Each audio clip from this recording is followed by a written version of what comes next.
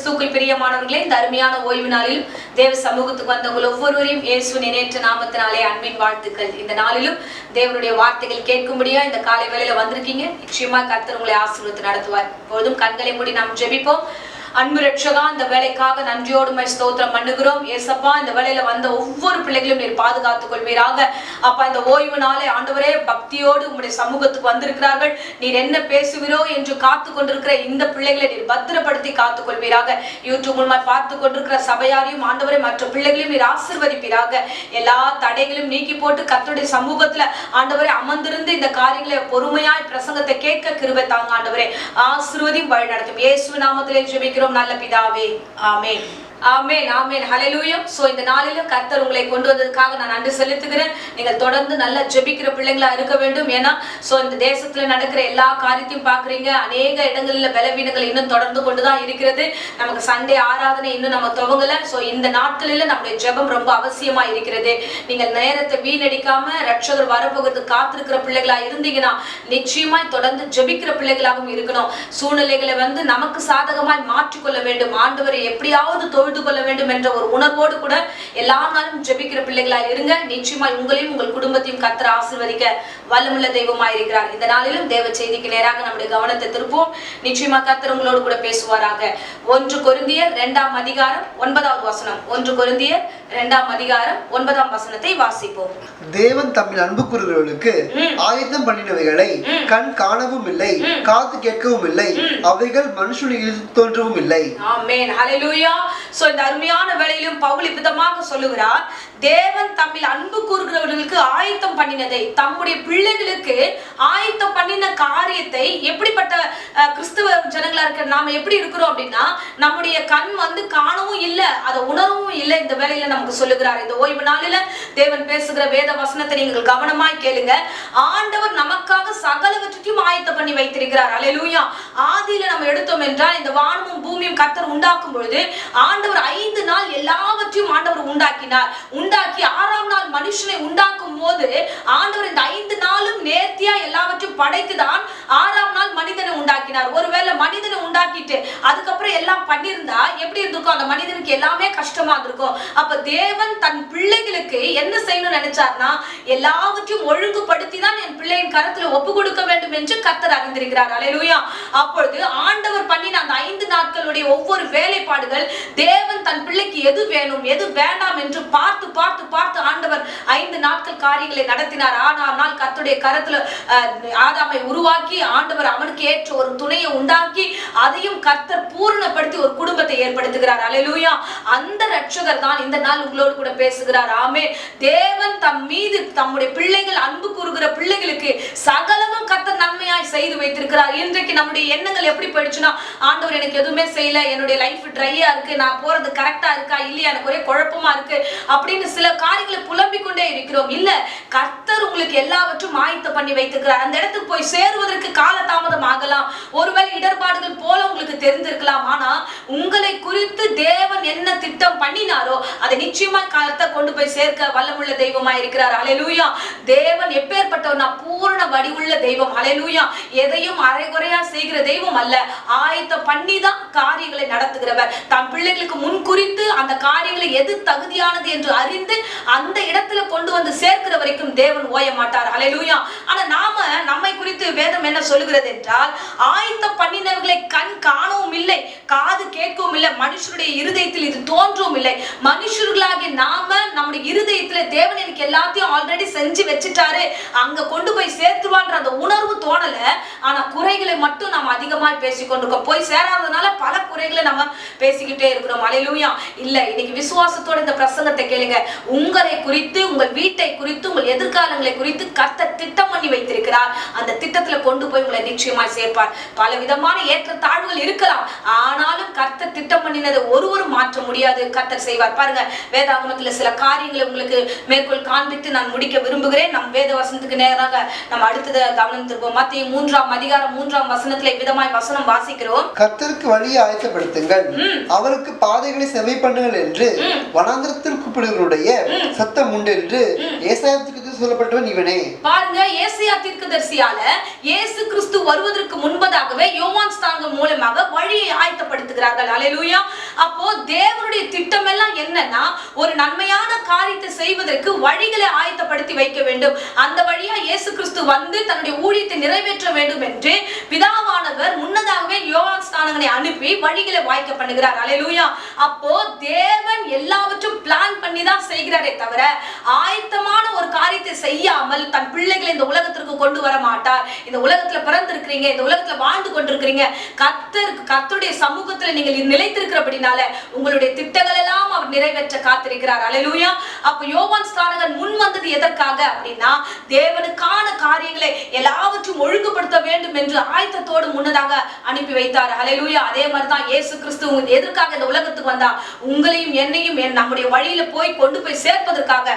வசனம் இவ்விதமாய் சொல்லுகிறது. யாத்திராகமம் 23ஆம் அதிகாரம் 20வது வசனத்துல வாசிக்கிறோம், ஆண்டவர் தாமே நமக்காக வழியை ஆயத்தம் பண்ணி வைத்திருக்கிறார். வாசிப்போம். வழியில் உன்னை காக்கிறதற்கும் நான் ஆயத்தம் பண்ண ஸ்தலத்துக்கு உன்னை கொண்டு போய் சேர்க்கிறதற்கும் இதோ நான் ஒரு தூதனை உனக்கு முன்னே அனுப்புகிறேன். நாம பாருங்க, ரொம்ப திட்டமான வார்த்தை. உங்களை காக்கிறதுக்காக வழியில ஆண்டவர் எல்லா காரியத்தையும் ஆண்டவர் நேர்த்தியாய் பண்ணி வைத்திருக்கிறார். அல்லேலூயா. இயேசு கிறிஸ்து வந்து நமக்கு முன்பதாகவே என்னென்ன செய்ய வேண்டும் என்பது எல்லாவற்றையும் அறிவிக்கத்தக்கதாக இந்த புதிய ஏற்பாட்டு காலத்துல இயேசு நமக்காக இந்த உலகத்துக்கு கடந்து வந்தார். அல்லேலூயா.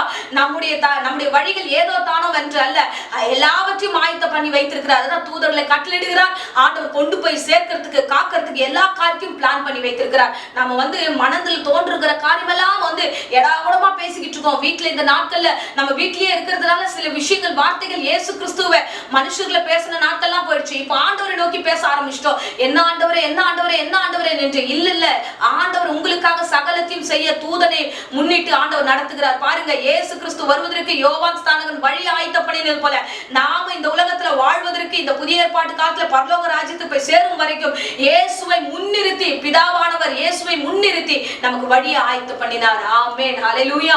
அந்த அன்பு ரட்சகர் உங்களோடு இருக்கிறார். உங்களுடைய காரியங்கள் ஏதோ வென்று நடக்கல, எல்லாம் திட்டமாய் தான் நடந்து கொண்டிருக்கிறது. நீங்கள் கடந்து வந்த பாதைகள் எல்லாம் கர்த்தர் தான் நடத்தினார். இப்பொழுதும் நடத்துவதும் கர்த்தர் தான். எந்த குழப்பமும் வேணாம். யாரோ நடத்தல, உங்களை தேவன் தான் நடத்துகிறார். ஆண்டவர் நடத்துவார் என்று விசுவாசித்ததான் இந்த காலை வேளை இந்த பிரசங்கத்தை கேட்க வந்தீங்க. இந்த பிரசங்கத்து மூலமா கர்த்தர் உங்களோடு கூட பேசிக் கொண்டிருக்கிறார். நான் தான் உன்னை நடத்தி கொண்டிருக்கிறேன், நான் தான் உன்னை வழியை ஆயத்தப்படுத்தி வைத்திருக்கிறேன், அந்த இடத்துக்கு உன்னை கொண்டு போய் சேர்ப்பேன் என்று சொல்லுகிறார். அல்லேலூயா. இன்னும் வந்து ஏராளமான வசனங்களை ஆண்டவர் நிறைய காரியங்களை என்னோடு கூட பேசிக் கொண்டதால் இதுல ஒரு சில காரியங்களை உங்களோடு பேச நான் விரும்புகிறேன். பாருங்க, தாவீதுக்கு கர்த்தர் எவ்வளவாய் ஒரு அபிஷேகம் பண்ணி வைத்திருக்கிறார். பாருங்க, ஆண்டவர் தாவீதை இன்னும் அதிகமாய் நேசித்தார். ஏன் நேசிச்சா தெரியுமா?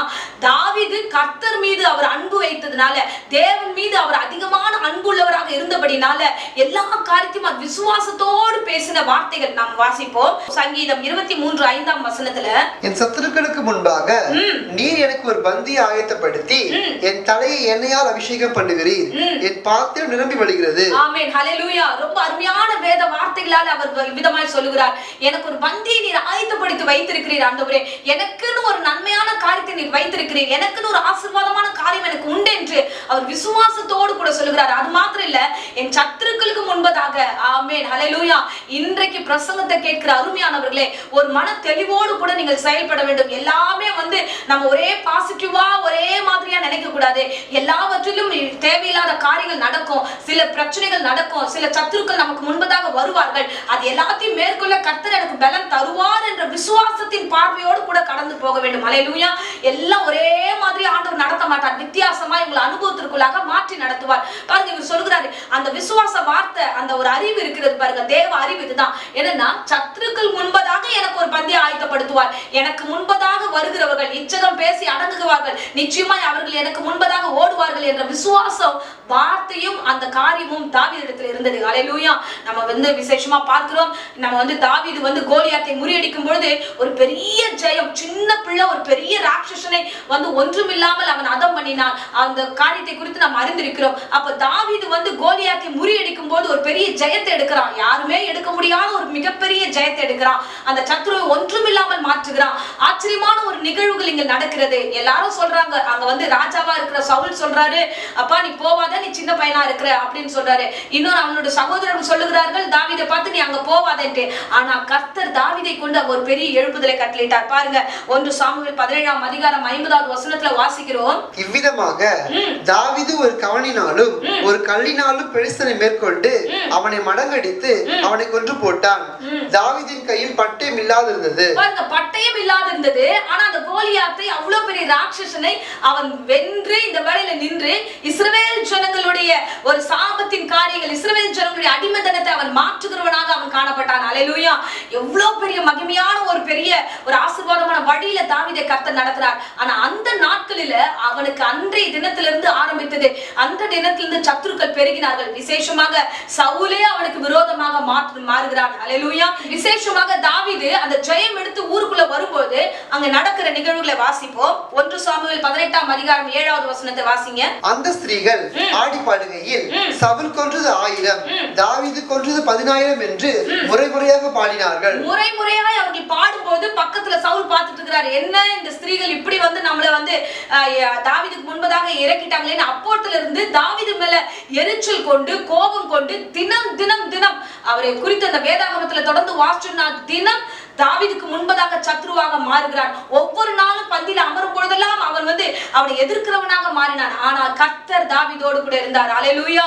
கர்த்தர் நல்லவர், கர்த்தர் நல்லவர். பாருங்க, எப்பேற்பட்ட ராஜாவா இருந்தாலும் அவரை காட்டிலும் மேன்மையான யூதசிங்க ராஜா தாவீதோடு கூட இருந்தார். இந்த சவுல் ராஜா தினம் தினம் தினம் அந்த காரியத்தை குறித்து நம்ம பார்த்தோம்னா எங்கே போனாலும் வந்தாலும் தாவீதை விடவே இல்லை. எப்போது பார்த்தாலும் அவனை கொலை செய்ய வேண்டும் என்று பல முறை முயற்சிக்கிறான். அல்லேலூயா. ஆனாலும் கர்த்தர் நாளுக்கு நாள் தாவீதோடு கூட இருந்து தாவீது நாளுக்கு நாள் விருத்தி அடைந்தான் என்று வேதம் சொல்லுகிறது. ஆமென். அல்லேலூயா. அன்பு பிள்ளையே, நீ கடந்து வரும்போது சில உயர்வுகள் வரும்போது பலவிதமான பிரச்சனைகள் தேடி வரும், பலவிதமான சூழ்நிலைகள் சத்துருக்கள் உருவாக்கப்படுவார்கள். உங்களை உயர்த்தும் பொழுது சத்துருக்கள் வந்துருவாங்க. எதுனா இவங்க நமக்கு முன்பதாக இப்படி வருகிறார்களே என்று சொல்லி சத்துருக்களாக மாறுவார்கள். அல்லேலூயா. உங்களோடு இருந்தாலும் அவர்கள் மாறுவதற்கான வாய்ப்புகள் அதிகமாகும். ஆனா கர்த்தர் உங்களோடு கூட இருப்பார். அல்லேலூயா. பாருங்க, அந்த இடத்துல சவுலுடைய நிலைமை பாத்தீங்கன்னா அவன் மீது பொறாமை கொள்ளுகிறான், எரிச்சல் அடைகிறான், தேவையில்லாத காரியங்களை வந்து அவன் வந்து செலுத்துகிறான். ஆனாலும் தேவனுக்கு முன்பதாக உண்மையும் உத்தமமாய் அன்பு செலுத்தினாக அவன் காணப்பட்டபடினால அவனுக்கு சகலமும் கர்த்தர் நன்மையாய் செய்தார். அல்லேலூயா. பாருங்க, சவுல் நாளுக்கு நாள் அவன் மீது விரோதத்தின் நிமித்தமாக, எரிச்சல் நிமித்தமாக, பொறாமை நிமித்தமாக, கசப்பு நிமித்தமாக காரியங்கள் அவனுக்குள்ள மாறுபட்டு கொண்டே இருக்கிறது. அவனுடைய வாழ்க்கையில நிம்மதியே இல்லை. தாவீதோ கர்த்தர் அவனோடு கூட இருந்தபடினால நாளுக்கு நாள் தாவீது விருத்தி அடைந்தான். சமாதானத்தோடு தேவ சமூகத்துல அவன் எப்பொழுது போல துதி பாடலோடு கூட வாழ்ந்து கொண்டிருந்தான். ஆமென். ஹல்லேலூயா. அன்பு பிள்ளைகளே, உங்களுக்கு விரோதமாக யார் எழுந்தாலும் சரி, அவர்கள் ஒரு வழியாய் வந்தால் 7 வழியாய் கடந்து போவார்கள் என்று வேதம் சொல்கிறது. எதை குறிச்சும் பயப்பட வேண்டிய அவசியம் இல்லை. சவுல் மாத்திரம் தாவீதுக்கு விரோதமா வரல, இன்னும் அநேகர் வந்தார்கள் என்று வேதம் சொல்கிறது. 2 சாமுவேல் 22ஆம் அதிகாரம் 1 வசனத்துல நம்ம வாசிக்கிறோம். கர்த்தர் தாவீதை அவனுடைய எல்லா சத்துருக்களின் கைக்கும் சவுலின் கைக்கும் நீங்களாக்கி விடுவித்த போது, ஆமென், எல்லா சத்துருக்களுக்கும் சவுலுக்கு கைக்கும் கர்த்தர் நீங்களாக்கினார். அப்ப யார் கூட இருந்தா தாவீது கூடனா? கர்த்தர் தான் கூட இருந்தார். அருமையான பிள்ளைகளே, இன்றைக்கு இந்த பிரசங்கத்தை கேட்கிறவங்களே, உங்களோடு கூட கர்த்தர் இருக்கிறார். எல்லா சத்துருக்களுக்கு மத்தியில எல்லா சூழ்நிலையிலும் கர்த்தர் விடுதலையாக்கி உங்களுக்கு ஆயத்தம் பண்ணின இடத்துல கொண்டு போய் சேர்க்க வல்லவராய் இருக்கிறார். அல்லேலூயா. உங்களுக்கு விரோதமாக என்ன பேசினாலும் அதை குறித்து கலங்காதீங்க. வேதம் இவ்விதமாய் சொல்கிறது. உபாகமம் 33:29 வசனத்துல வாசிக்கிறோம். உன் சத்துருக்கள் உனக்கு இச்சக பேசி அடங்குவார்கள், அவர்கள் மேடுகளை மிதிப்பாய் என்று சொன்னான். ஆமென். அல்லேலூயா. பேசுகிறவர்கள் தொடர்ந்து பேசிக்கொண்டுதான் இருப்பாங்க. அதெல்லாத்தையும் நீங்க கணக்குல வச்சுக்காதீங்க. என்ன இப்படி பேசுறாங்களேன்னு சமாதானத்தை இழந்துடாதீங்க. தேவன் உங்களோடு கூட இருப்பார். பாருங்க, பேசுறவங்க எல்லாம் அடங்கிட்டாங்க. தாவீதோடு கர்த்தர் இருந்தார். கர்த்தர் ராஜரீகமாய் கடைசி வரைக்கும் தாவீதை மகிமையாய் நடத்தினார். ஆமென். அல்லேலூயா. அன்பு பிள்ளையே, தேவ சமூகத்துல வந்திருக்கிறவர்களே, கர்த்தர் உங்களோடு கூட பேசிக் கொண்டிருக்கிறார். உங்களுக்கு என்று ஆயத்தம் பண்ணினருக்கு கர்த்தர் நிச்சயமா கொண்டு போய் சேர்ப்பார். ஆமென். உங்களை காக்கவும் உங்களை ஆயத்தம் பண்ண ஸ்தலத்திற்கு கொண்டு போய் சேர்க்கிறோம். தூதனை அனுப்பினேன்னு சொன்னது தேவன் அல்லவா? அந்த இடத்துல கொண்டு போய் சேர்க்கிறவருக்கும் அவர் ஓய மாட்டார். ஆமென். அல்லேலூயா. முதல் காரியத்தை நம்ம பார்த்தோம், நமக்காக இயேசுவே இறங்கி வந்து எல்லா காரியத்தையும் ஆயத்தம் பண்ணினார் என்று. இரண்டாவது காரியத்தை பார்த்தோம், சத்துருக்களுக்கு மத்தியில கர்த்தர் ஆயத்தம் பண்ணிய ஸ்தலத்துல நம்மளை கொண்டு போய் சேர்ப்பார் என்று. கடைசியாக ஒரு வார்த்தை உண்டு, என்னன்னா கர்த்தர் நம்மளை எங்கே கொண்டு போகிறார் என்றா, நம்ம ரட்சிக்கப்பட்டது பிரயோஜனம் அடையத்தக்கதாக கடைசி நாட்கள்ல கர்த்தர் நமக்கென்று ஒரு காரியத்தை ஆயத்தம் பண்ணி வைத்திருக்கிறார். நாம் வாசிப்போம். யோவான் 14ஆம் அதிகாரம் 3ஆம் வசனத்துல வாசிப்போம். நான் போய் உங்களுக்காக ஸ்தலத்தை ஆயத்தம் பண்ணின பின்பு நான் இருக்கிற இடத்திலே நீங்களும் இருக்கும்படி நான் மறுபடியும் வந்து உங்களை என்னிடத்தில் சேர்த்துக் கொள்ளுவேன். ஆமென். அல்லேலூயா. ரொம்ப அருமையான வேத வசனம் பாருங்க. ஆண்டவராகிய இயேசு கிறிஸ்து நமக்காக ஆயத்தம் பண்ணின ஸ்தலத்துக்கு நம்மை கொண்டு போய் சேர்ப்பார். ஆமென். அவர் எங்கே இருக்கிறாரோ அங்கே நாம் இருக்க போகிறோம். ஆமென். இந்த உலகமோ இந்த உலகத்தின் காரியங்களோ பிரச்சனைகளோ நிரந்தரமானது அல்ல. இது நிரந்தரமானது என்று நீங்கள் போராடி கொண்டிருக்கிறீங்க. இல்ல இல்ல, இது தற்காலிகமானது. கொஞ்ச நாள் இந்த கூடாரத்தில் தங்கி இருக்கிறோம், கொஞ்ச நாள் இந்த உலகத்துல வாழ வந்திருக்கிறோம். இதுல நாம சமாதானத்தை இழக்க வேண்டிய அவசியம் இல்ல. அவரவர்கள் சமாதானத்தோடு தேவனை நோக்கி பாருங்க. தேவன் கொண்டு வந்த பாதையில நிச்சயமா கொண்டு போய் சேர்க்க வல்லவராய் இருக்கிறார். அவர் சொல்லிட்டு போறார், நான் வருவேன், வந்து நான் தங்குற இடத்துல உங்களை கொண்டு போய் சேர்ப்பேன் என்று சொல்லியிருக்கிறார். அவர் ஆயத்தம் பண்ணி வைத்திருக்கிறார். இந்த பூமியில வாழும் போதும் நீங்கள் தகுதியாய் வாழ வேண்டும் என்று பூமியை உருவாக்கினார். இந்த உலகத்துல வாழும்போது பிரச்சனை வந்தா சத்துருக்களுக்கு மத்தியில கூடவே இருந்து நடத்துகிறார். கடைசியா தம்மண்டத்துல கொண்டு போய் சேர்ப்பதற்கும் கர்த்தர் இந்த வேளையில ஆயத்தம் பண்ணி வைத்திருக்கிறார். சகலமும் ஆயத்தம் பண்ணப்பட்டிருக்கிறது. எதை குறிச்சு கவலைப்படாதீங்க. அன்பு கூறுகிறவர்களுக்கு தான் சகல காரியம் கண்ணுக்கு தெரியும். தேவன் மீது உண்மையான அன்பு இல்லாதவர்களுக்கு எல்லாமே பிரச்சனையா தான் தெரியும். தேவன் மீது உண்மையான அன்பு கூறுங்க. அவர் செய்த காரியங்களை கண்ணோக்கி பாருங்க. உங்கள் கண் காண, உங்கள் காது கேட்க கர்த்தர் பெரிய அற்புதங்களை செய்வார் என்று இந்த காலை வேளையில கர்த்தர் உங்களோடு கூட பேசிக் கொண்டிருக்கிறார். நாமும் இந்த நாட்கள்ல நம்மை அர்ப்பணித்து தேவ சமூகத்துல ஒப்பு கொடுப்போம். ஆவியானவரை நோக்கி, ஆண்டவரே உம்முடைய சித்தத்தின்படி என்னை அர்ப்பணிக்கிறேன். நீர் எப்படி எங்களை நடத்த சித்தமானீரோ, எப்படி கொண்டு போய் இடத்துல சேர்க்க சித்தமானீரோ அந்த காரியங்களை எங்களை அர்ப்பணிக்கிறேன் என்று அர்ப்பணிங்க. நிச்சயமா கர்த்தர் உங்களையும் உங்கள் குடும்பத்தையும் ஆசீர்வதிப்பார். இருந்த இடங்களை கண்களை மூடி ஜெபிப்போம். கர்த்தர் தாமே ஆசீர்வதிப்பாராக. ஸ்தோத்திரம் ஆண்டவரே. பிதாவே உம்மை ஸ்தோத்திரம் பண்ணுகிறோம். ஆண்டவரே நன்றி நன்றி நன்றி ஆண்டவரே. ஆண்டவரே இது மேலான கிருபை ராஜா. ஏசப்பா இந்த வேத வசனத்து மூலமா ஆண்டவரே அப்பா எங்களோடு நீர் இடைப்பட்ட கிருபைக்காக ஸ்தோத்திரம் ஆண்டவரே. தேவரே நீர் சகலத்தையும் எங்களுக்காக ஆயத்தம் பண்ணி வைத்திருக்கிறீர் அப்பா.